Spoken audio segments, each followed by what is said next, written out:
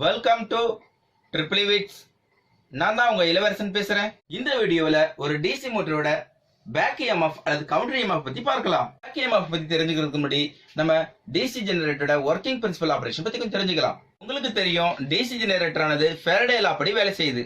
Faraday லா என்ன சொல்லுதுன்னா, ரெண்டு மேக்னெட்டிக் ஃபீல்டுக்கு நடுவில் ஒரு கண்டக்டர் ஆனது ஃப்ளக்ஸ் லைனை கட் பண்ணும்போது EMF இன்டியூஸ் ஆகுது. இதுதான் ஃபாரடே லா. இந்த தத்துவத்தின் அடிப்படையிலே ஒரு டிசி ஜெனரேட்டர் ஆனது நமக்கு வேலை செய்யுது. இப்போ நம்ம டிசி மோட்டர் ஒர்க்கிங் பிரின்சிபலை பத்தி கொஞ்சம் பார்க்கலாம். கரண்ட் உள்ள ஒரு கண்டக்டர் ஆனது ஒரு மேக்னெட்டிக் ஃபீல்டுக்கு நடுவில் சுழலும் போது அங்கு மெக்கானிக்கல் ஃபோர்ஸ் ஏற்படுது. இந்த தத்துவத்தின் அடிப்படையிலே ஒரு டிசி மோட்டர் ஆனது வேலை செய்கிறது.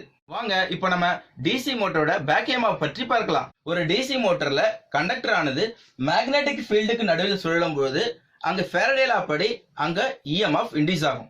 இந்த EMF நம்ம கண்டக்டர் கொடுக்கக்கூடிய சப்ளை வோல்டேஜுக்கு இதுல இன்டியூஸ் ஆகிற EMF அப்போஸ் பண்ணும்.